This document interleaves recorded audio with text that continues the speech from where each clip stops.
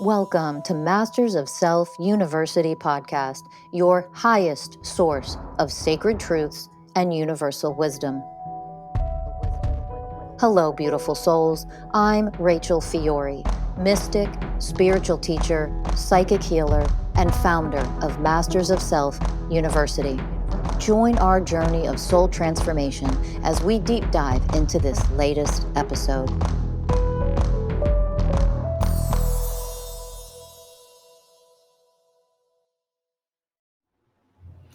Hello, beautiful souls. Welcome to Masters of Self University podcast. I am your host, Rachel Fiori, and I have four magnificent women that are co-hosting with me today. Four certified mystical life coaches. We have Adrienne in the house today. We have Amelia. We have Emily, and we have Atlas. Welcome, beautiful, amazing women. Hi, everyone. Hi. Hello. Thank you for being here and sharing this space with me. I cannot wait to dive in with you, magnificent genius women. We are going to be talking about control programs today. Are you controlling your control programs? Isn't that kind of an ironic thing to ask? Sounds like a dichotomy right there. It doesn't make much sense, but we need to dive into this topic because control programs can be really rampant in a lot of people. And we want to understand what they are, how they might be showing up behaviorally in your life, in your relationships, how you may be sabotaging things that you would like to create or manifest in your life because you're running control programs versus being open in receptivity and in the energies that flow and are synchronistic and united in oneness with the universe itself. We run control programs, we're blocking a lot of things from being able to manifest and evolve and happen in our lives. We're blocking the receiving of a lot of the things that we wish we could have when we're running control programs. So we need to pull these control programs out of our blind spots, and we need to start to awaken to how we are running them. When, where, why, how we're running them, and what is at the core of these control programs. So let's understand what control programs even are. What are examples? What do they look like? Which one of you wants to dive in there first?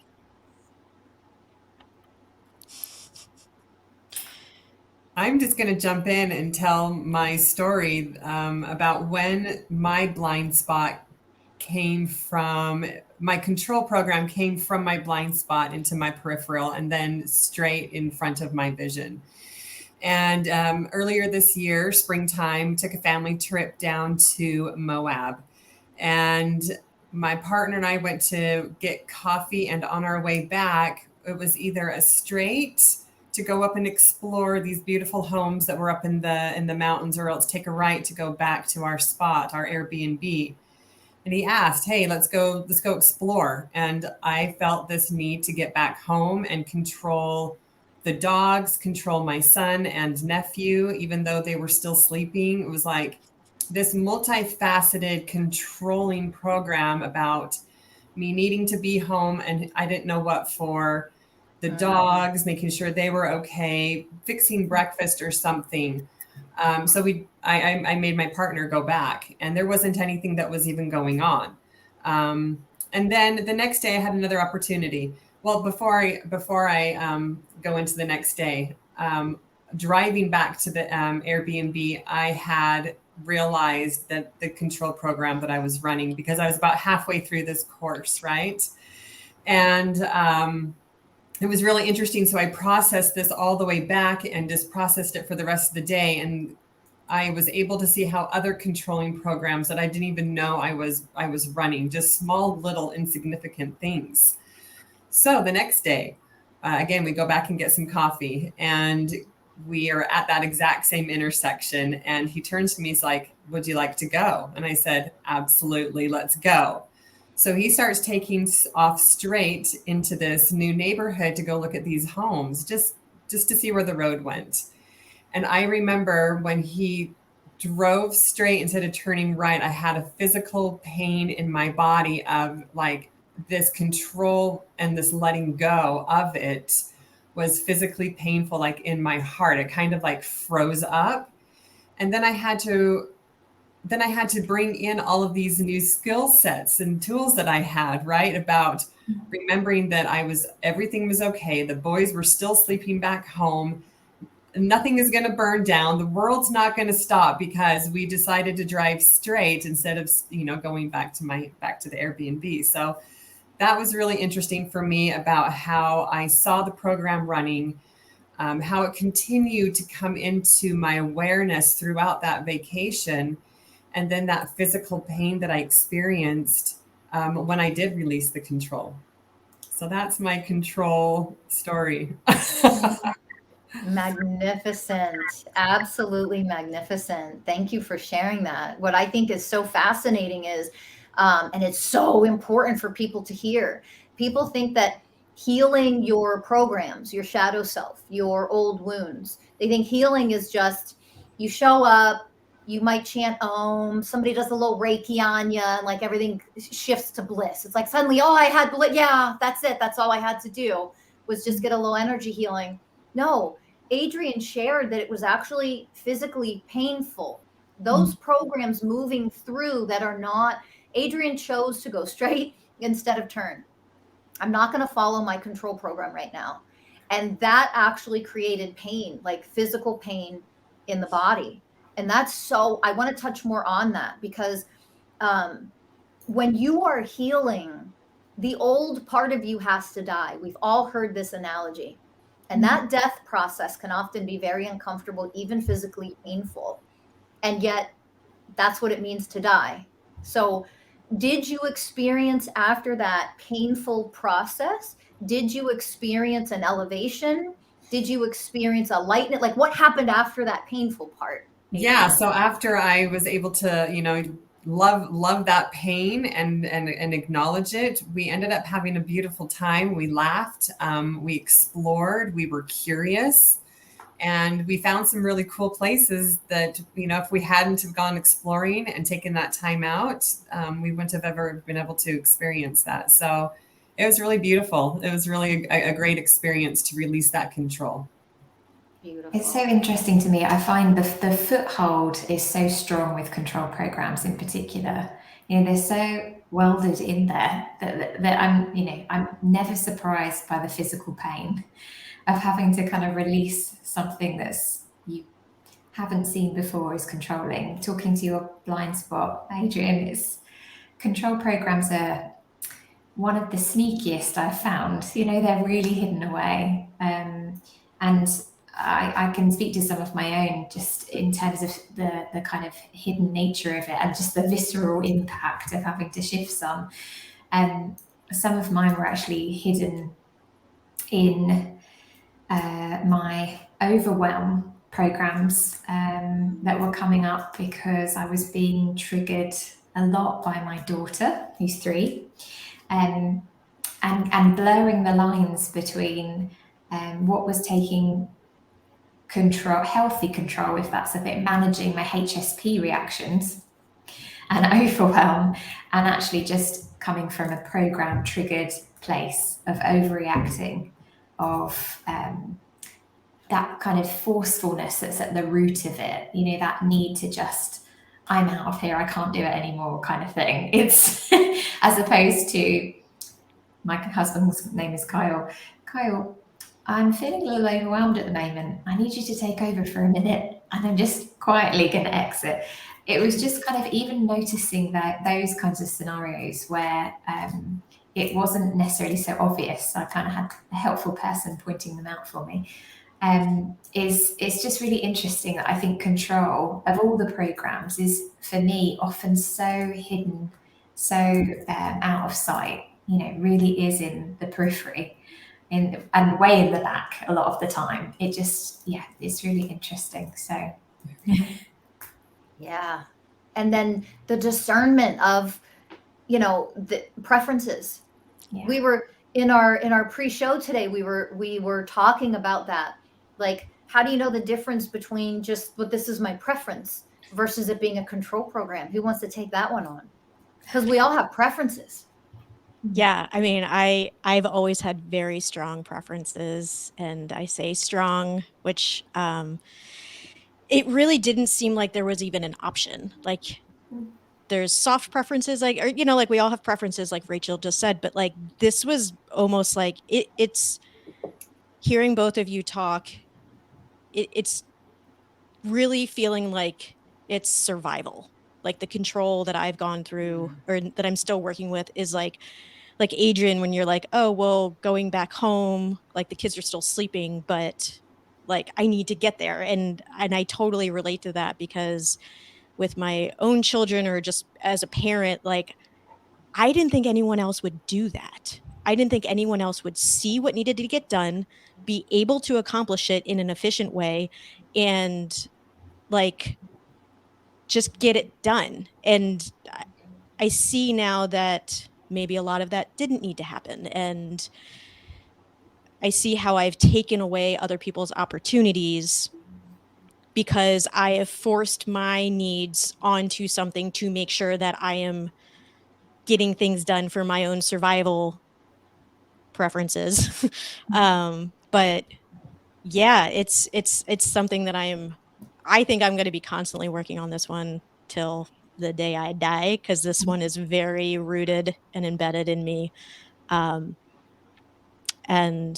yeah, it's interesting because there's some ways that I really am flexible and easygoing, and other ways that it, particularly with environment for me, like my environment is very important. So being able to control my environment is you know, I'm still kind of like, when is it like just go with the flow, or when is it like to put a little bit more energy into making sure that I've got my needs met of what I think I need.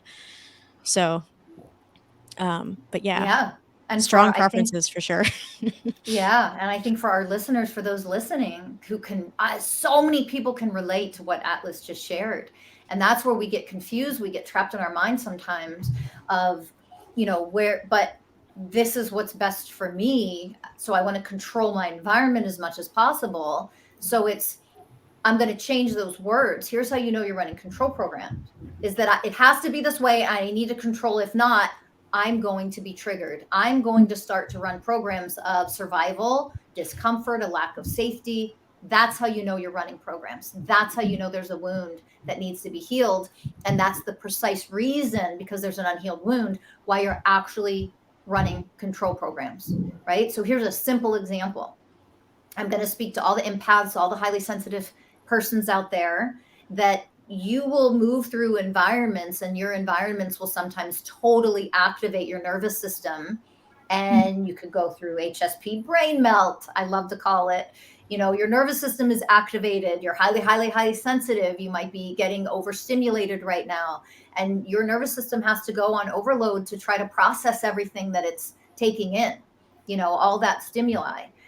So it's easy for people like that who are sensitive to end up creating a lot of control programs.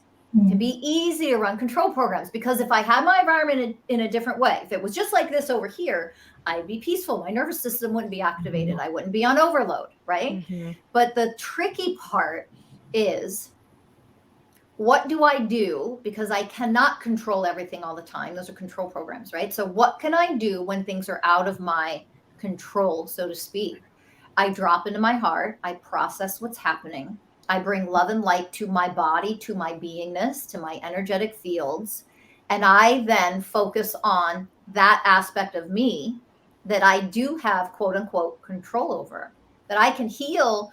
This isn't the best environment for me in the world, but how long do I have to be here? And while I'm in it, what do I need to do for myself so that I can maintain a sense of peace, not get triggered and have my programs activated and take over, so that I then flip and switch into unconsciousness. When your programs are running you, that's unconsciousness, right?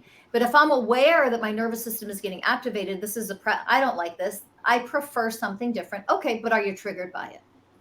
Right? That's what I want all listeners to pay close attention to that. That's how you know you're running control programs and they're actually controlling you, versus, well, I'm going to choose to drop into my heart and be one of the universal ways of oneness. The third way of oneness is the way of surrender. I might not prefer this. I might not want to be here, but I'm here right now. And so I'm going to drop in and I'm going to go with the flow. And it doesn't mean never take action. Oh, this is very uncomfortable for me. I might have to time out. I might have to leave early. Thank you so much for inviting me, but I'm going to leave now, because I've had enough. I've had all my nervous system can handle. Set boundaries, set those boundaries, but don't allow control programs to control you. Who wants to add to that? Yeah, so I'd like to add to that and just speak to my control programs, because for me, they were not sneaky and they were not in my blind spot at all. They were the first to come in, and they were very obvious, and they were like really part of my daily life every day. And just speaking to that visceral response in your body when you feel the need and that strong preference to control something. For me, it was so much deeper than what I was offering on the surface, which was this control program.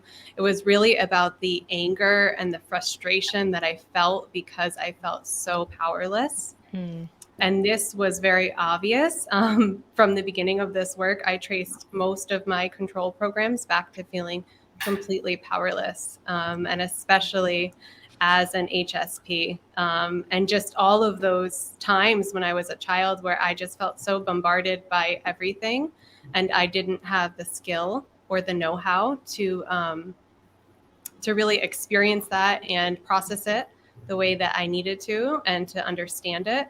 So it really left me feeling very powerless, and this came out in control again and again. Well, that's it right there, though. Like when we feel powerless in ourselves, we have to have a sense of power around in our external environment. Yeah, it's that false sense of power, isn't it? That need to find it elsewhere outside of ourselves, because we're not taught from an early age, that we are power, that we are love, which is the same thing, which is one of Rachel's key teachings. If you look within, you find everything you need, and we're outsourcing our okayness to everything being in its place, to everyone doing what they need to do, to the schedules being organized, the lunches being packed, you name it, it's all got to be streamlined and straight and ordered, and for us to be okay. So it's going within, going back to the heart and tuning into that to find what we really need, so we don't need to, so we can be in the way of surrender, so we can actually reclaim that. Beautiful. And I just got back from a beautiful trip in Mexico, and I was able to really see my control programs as well, and my girlfriend's control programs. And when I was able to realize my own control programs were running and go through that process of the acknowledgement and love and then surrender, my goodness, it seemed like so many other beautiful opportunities presented themselves to us. And it was like the universe was saying, well, would you like to receive? Like, good job. Like, would you like to receive? And so it was really fun to be in the flow. And I did feel very empowered being able to catch that, process it, do the work with it, and then experience some fun after it. It is that lightness that you talked about earlier, after you catch it. But I want to, because I don't want to escape my memory, I feel like control is multifaceted, that it's a multifaceted mental and emotional program in richness, right? It's so big and sticky. And that's something that, before really thinking about this podcast, like what control has meant for me. And I have found that it's just wrapped up into so many emotions and mental programs for myself. And that was really interesting. And one thing that came up for me was self-preservation. And I was surprised about that one, but the more I thought about that, the more I could see it. Beautiful. And how so? Give an example. So with my mom, I saw that with my mother, and trying to preserve her reputation and her story of the truth, the divine truth, in the separation and divorce of my parents. Even seeing it with myself, like unconsciously, trying to control other people's the reactions and the situations to just for me to feel better. Obviously, we talked about that. I talked about that just for me to feel better in my environment, and then even controlling. It's just controlling other people's behaviors. Like shaming them to control them, to allow or to get them to say what I want them or I think they need to say. It's really interesting how all of that came up for me before this podcast. So thank you.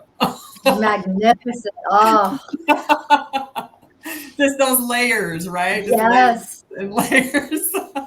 Layers and layers and layers. Oh, that's magnificent. And realizing that there are so many layers to them. Many. Yeah. Rachel, I wanted to ask you about, because you touched on boundaries earlier.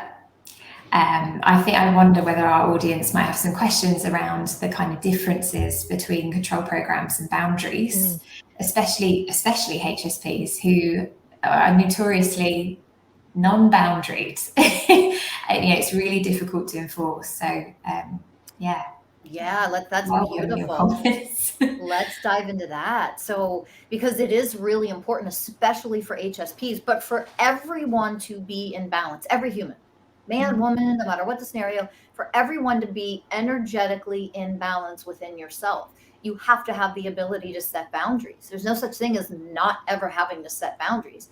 For HSPs, you really have to master setting boundaries. You really have to master it. You can't just be like okay at it or you'll get walked all over.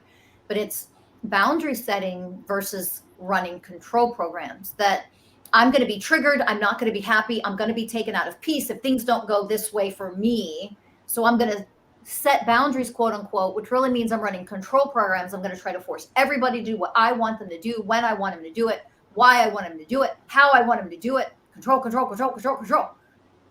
Versus that doesn't work for me. I'm going to say no, or I'm going to time out, or I'm going to put a stop to this right now. My nervous system is totally overreacting right now. I need a pause. I need to take a time out. And I'm going to ask you to honor that. I need 20 minutes before we can continue this conversation, for example. That's the discernment, examples of being able to discern between healthy boundary setting and then shifting into running control programs. The idea that I cannot be happy and peaceful within myself unless you all fill in the blank. I can still be happy and peaceful within myself, even if I'm having an HSP brain melt. My nervous system is on overload. It's going to be uncomfortable, but uncomfortable doesn't mean I have to be taken out of peace. I can be fully and surrendered to what is. And then as soon as humanly possible, change the scenario, maybe have to leave the environment, right? Or it's time for everybody to go. I'm going to kick you all out of my house now because my nervous system has had enough and I love you. Kisses, bye-bye. And you make everybody leave. That's not control. That's my own emotional health. That's my energetic health right there, right? So it can be tricky, but the more you work with healthy boundary setting, the easier it is to discern the difference. Who wants to add to that? Boundary settings is a huge one. I have a quick little, when you just were talking about having people over and like kicking them out of your house, like my mother is the most they have every single kind of martini glass for people. And, like they're just like they just have entertainers. They love to entertain, like to a level that is mind blowing for me. But as a HSP for sure, like it's just anytime that I got to a point when I was younger with my mom, like that it just was too much. I mean, she just couldn't get it. And it was my fault. I was trained to be controlling in a way because my sensitivities weren't honored, understood, or respected at all. Yeah. And I think that is something that I'm still working with, but I like to entertain, and I am I like to be a good hostess, and I love to have people here occasionally. And when I do, it is, I put a lot of joy and honor into like making sure they're comfortable in my space. But yeah, growing up the way that I was witness to it was just very confusing to me. And I was just like, this is intense and overwhelming. And there's no space to honor who you were and what your sensitivities were. A lot of HSPs have Definitely that. not. A lot of HSPs have gone through that. Their parents don't have a clue that they're highly sensitive. The term wasn't even acknowledged or in existence back then. Intense was what I heard. Yeah, You're intense. You're just intense. really intense. Yep. Instead of honoring that your system is completely activated, which happens a lot with women, by the way. Women are told that they're controlling or over controlling when they express themselves. Yes. Oh, now let's get into some of that sexist shit that still exists out there. Let's dismantle those sexist programs. Because a lot of times when a woman voices how she grows up, women grow up, they were taught that, first of all, not only does your voice not matter, but when you actually express yourself verbally, women are taught, oh, you're being controlling right now.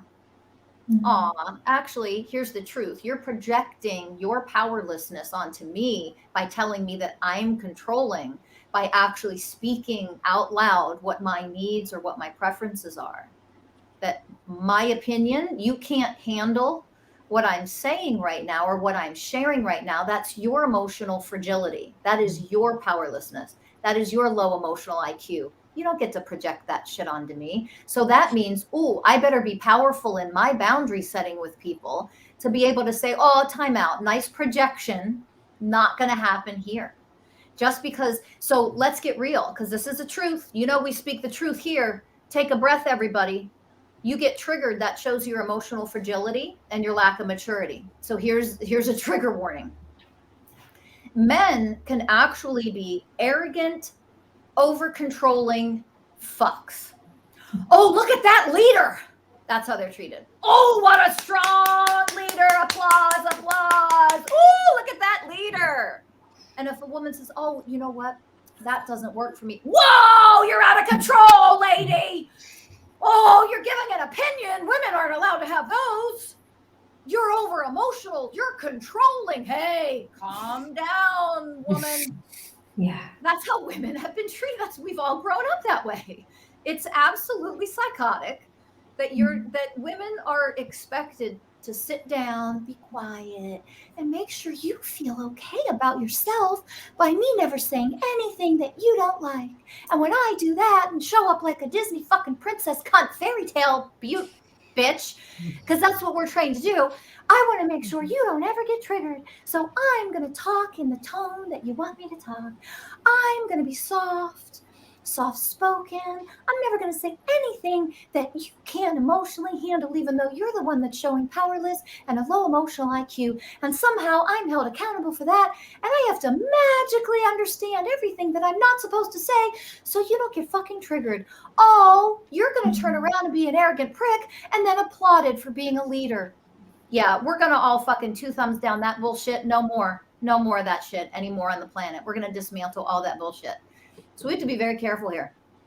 When somebody is speaking their opinion or saying what their preferences are, or saying, I would like to do this, and they're actually expressing a preference or maybe a need, this would really meet my needs if we did it this way, that we honor people. Doesn't mean we go that way. Doesn't mean we always choose what's best for that particular person in that moment, because not everybody's the center of the damn universe.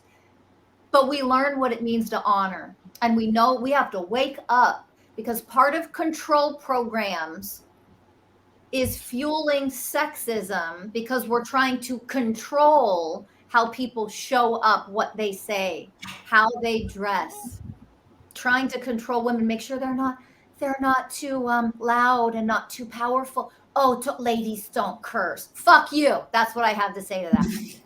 I'm going to fucking curse if I want to fucking curse. Fuck that doesn't yeah. not make me a fucking lady. It means you're too immature, that you can't handle hearing a woman be powerful and sometimes dropping that goddamn F-bomb. That's your fucking emotional immaturity, not mine. Stop projecting onto women that they're controlling and out of control because they speak truth. They show up in a powerful way. They state what their needs and preferences are. That doesn't mean they are controlling. You're the one trying to control them. That means you're projecting your control onto them, and that shit's what's got to stop. Yeah. And it's so true. It is so true, Rachel. Like I can see it even in terms of the control and the projection, even associating now femininity with softness, lightness. Oh, What the hell? I mean, to put it in that smaller box and to limit feminine energy and femininity to that. How sad, you know, and actually it's for us to be able to just recognize that, and more women to recognize it, to see it, because I think it's becoming more and more evident that that's just a bunch of crap. So beautiful. Let's get rid of it. Beautiful. I love that you brought that up, that to be feminine is to be really soft, to be that Disney princess. Bow down. It's not. That's not what feminine means at all. Not on any level is that what feminine means. Divine I have feminine. two girls that are now 20 and 21, and they are just now, I mean, maybe for the last couple of years, they have now been understanding why I never let them watch Disney when they were little. Like, because when they were little, it was just like, everybody else gets to watch. I'd be like, sorry, non-negotiable. It's just not. Whether that's controlling or not, I'm okay with it. Yeah, I love it. Like, you know, when you start having your cycle and doing other stuff that you can figure this out for yourself and, you know, sneaking it, do it. But yeah. Anyway. Oh, I love that. Your Disney voice is awesome. Oh, I love it. But that's another thing to talk about and bring up, is that all this, it's a macro level collective consciousness control program to try to brainwash all humans that divine femininity is, I have to be really soft.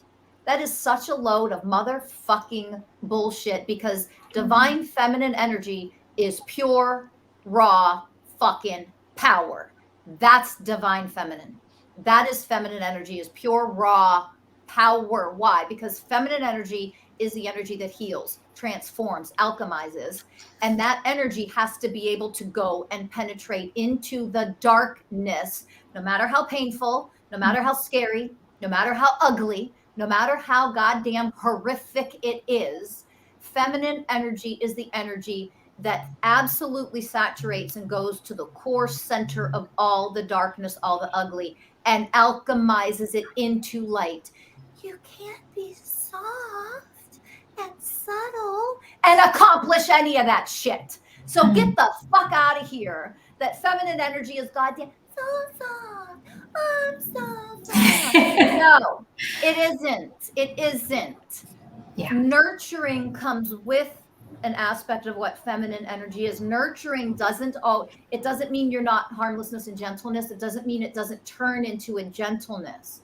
Nurturing energy is a very gentle energy, and that is one aspect of a multifaceted divine feminine energy. That is one aspect of it. Divine feminine is multifaceted. Toxic femininity is, I'm submissive. Get the fuck out of here with the submissive bullshit. There's no such thing. You can't be submissive and then go into darkness and alchemize it. You can't heal pain by being submissive. Submissive energy doesn't heal anything. So get that shit out of here. Everybody that's listening, no more of this nonsense. We have to come from truth. And the truth is, divine feminine energy is of the most powerful energies that exist in the universe. It is the energy that heals and transforms. You can't be soft and subservient and actually heal and transform shit. So wake the fuck up. Wake up. Yeah, and this teaching is so needed, because I think there's been a lot of confusion with many women, quite rightly, getting really mad, recognizing that this is not right, and going the complete opposite way and getting into anger, you know, coming from a wound, and wanting to fight back. And I feel like the teaching around this, the understanding of femininity being raw power, emotional power, the ability to, you know, rise above, to come from a healed place, that is very discerning. To your point earlier, discernment's, one of my key words. It's something I always come back to. If you're coming from from discernment, then you're coming from power, coming from a healed place. You're coming from consideration, from the other things you need within the conceptual kind of figuring out if everyone's going to be okay, not just you. It's the compassion, the mercy, all the other things that are combined in being a discerning person that's coming from a healed place. Is so crucial that this teaching around what feminine energy really is getting out there, because it's not the soft and submissive. There's a bit of that in femininity. There's a bit of, I like a floaty dress, there's a bit of that, but on the other side, it's also not anger, that kind of the rage, which does need to be Comes from wounding. Very much. But it's a place somewhere in the middle that's coming from strength and a healed place. Yeah, beautiful. So I'd love to jump in here. I'm sorry. No, go for it. Just because of my relationship to softness and gentleness and power, and what that's looked like and how it's evolved. Yeah. Go, Amelia, go. Just because even just hearing Rachel say sacred feminine energy, I mean, I think we all know what it feels like to be a channel for that, and what that feels like moving through your body. It's very different than what it is to be soft and gentle. And while I think those are beautiful attributes and part of naturally who a lot of us are and we bring to the planet, when you're coming from a place where you're disconnected from your power and you're being soft and gentle, you're really trying to make sure that you're okay and you're not thinking about what everybody needs, speaking to what Emily was saying. Whereas when you come from power, you're not concerned with what other people are thinking and how okay you're going to be. You're coming from what's being asked of you in that moment, and there is no program running, right? Power it just is, and it just delivers whatever is needed in that moment. Yeah. Beautiful. Yes. And power, and that means I'm gonna dovetail off of that. That means if what's needed in that moment is a softness, is a nurturing, that's how you then show up. That's what you transform into, because that's what's needed, and that is the magnificence of feminine energy. If what is needed is a louder voice, hey, wake up, then that's what you instantly transform into when you're connected to sacred feminine energy. Because what? That's what's needed in the moment. Mm-hmm. She is very versatile,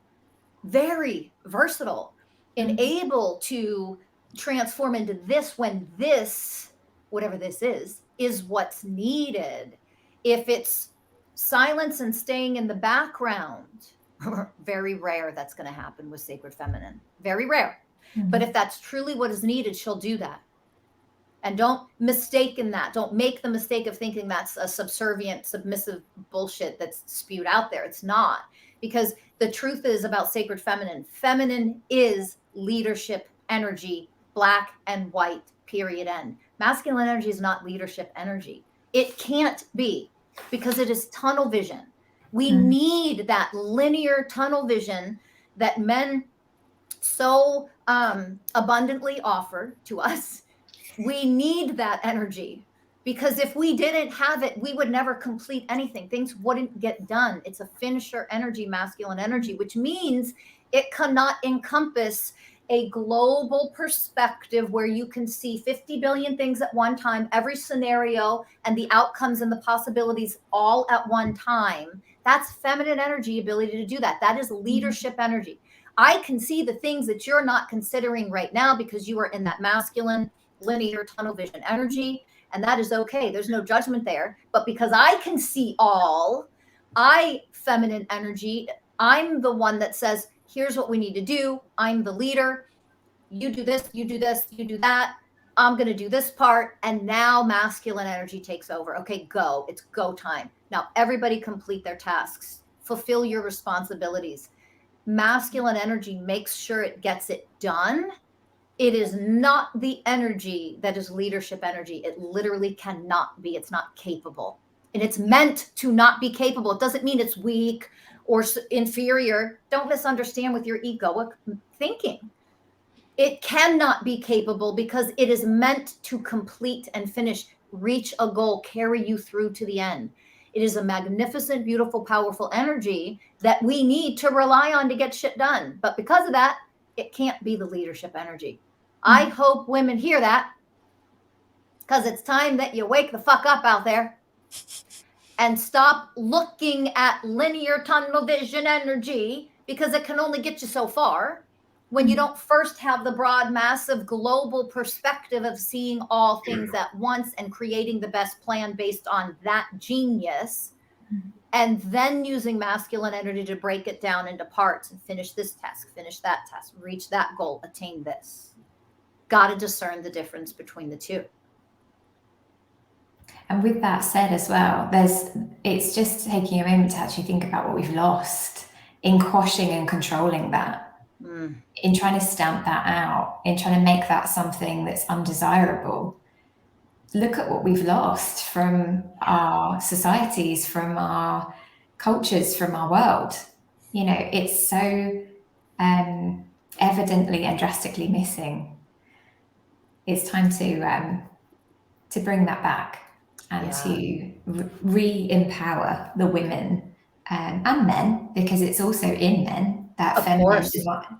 divine masculine is there, but in every man there is somewhere some sacred feminine, oftentimes hiding. But it's just being able to kind of recognize that that's been lost and finding ways to be able to just balance that out again and bring back a balance, and not needing to control it any longer, not needing to quash it. Beautiful. It really is discernment, Emily. Like, it is such a good word.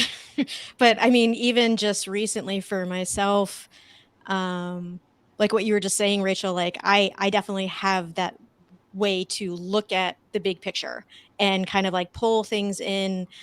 And I recently was trying to, like, in a partnership, you know, like working on, okay, like what are the goals? How can we work together to get these goals met? And like, how can I support?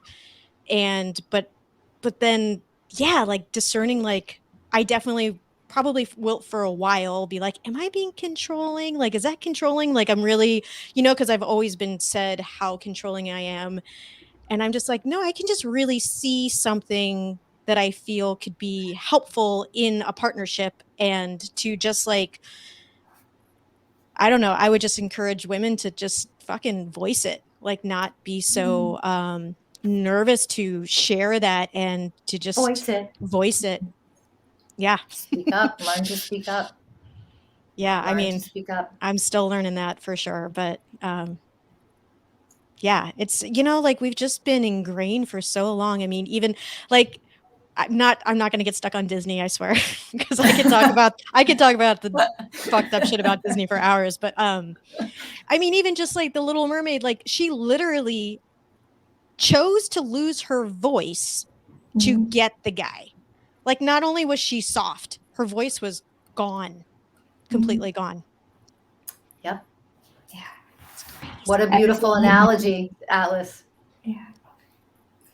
It's all hidden in plain sight. Yes. There's so many examples of where those stories have been told and reinforced. And who's watching those? Kids, little girls. Little girls. And little boys.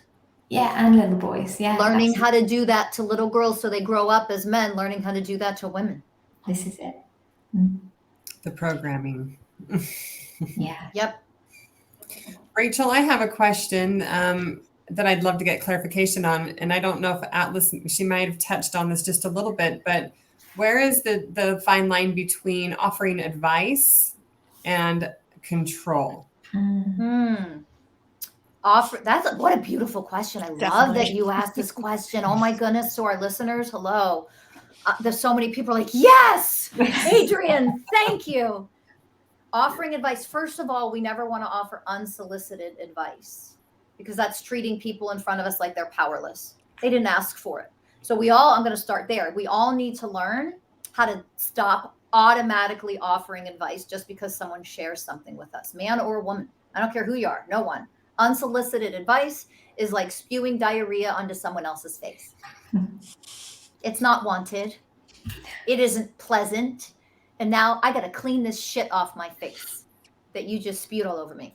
I didn't ask you for your help. I didn't ask you for anything. When someone shares with you, that doesn't automatically mean they need anything from you other than they're trying a heart-to-heart connection to create connection. I'm just sharing with you because that brings you into my world. So there's a lack of connection. We sabotage and destroy genuine, healthy connection with others when we give unsolicited advice. When you're ever unsure, would you like me to just listen in support of you right now? Are you asking or looking for advice? I'm happy to give that too, but I don't want to give that to you if that's not what you're looking for. Just tell me real quick, how do you want me to show up in loving support of you right now? Beautiful way of responsibility. And then we show up in that way. The second thing about advice is, is it a control program when we give advice, even if it's wanted and they've asked for it, and they don't do what we said? How does that feel? How does that feel? I always tell, any coach can relate to this with some clients sometimes. You can lead a horse to water, right? I always tell clients, like, when you learn this work that we offer at Masters of Self University, there's no such thing as this work that we teach not working. There is no such thing. There is no such thing that it doesn't heal you at the core level. There is such a thing as you not doing your homework. There is such a thing as you not doing the work. You're not doing the work. What the fuck do you think is going to heal? Let's get real, right? So, but if somebody in front of you, oh, help me, I need healing, I would love to help you. Great, let's do this. And then you're guiding them, you're offering them advice. Maybe it's a professional setting and you're coaching them. They still might not do anything that you guided them to do. Yeah. And if you're triggered by that, you're running a control program. If you simply observe it, a neutral observer, you are not running a control program. There's nothing to control. It is your life, your path. You can do whatever you want to do with this right now. You have free will choice. And if you want to continue to run old wounds, old programs, things that are not going to heal you in your life and your relationships, that's still your choice. That's not my problem. Right? So you offer the guidance when it's asked for, and you detach from that and let it go. That you have nothing more to do with that scenario after you've gifted that advice. That's it. It's like offering a gift and then being pissed if you don't get a thank you card. Yeah. Good one. Yes. Yeah.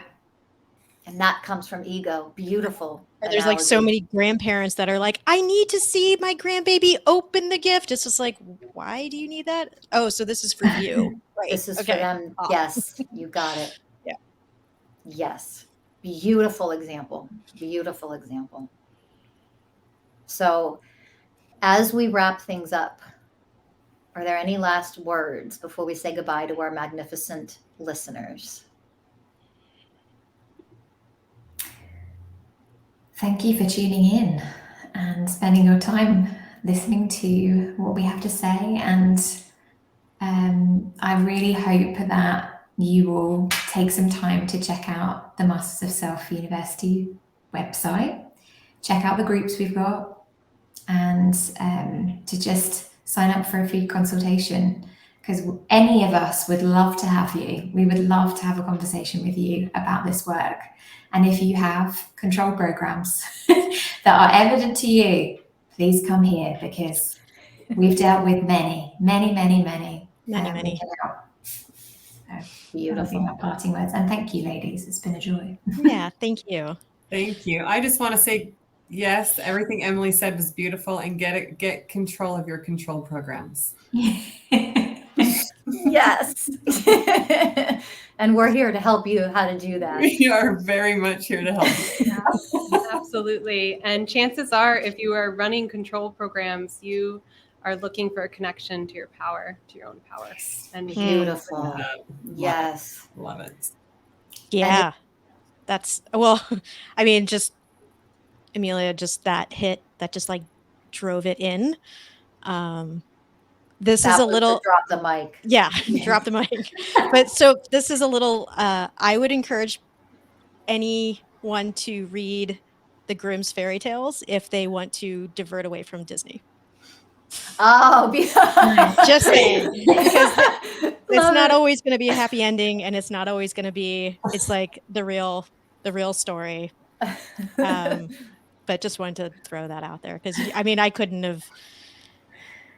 Everybody, all these ladies said everything that needed to be said, and I'm just happy to be here with. I mean, like just getting to know you all and having a support system of women is so new for me.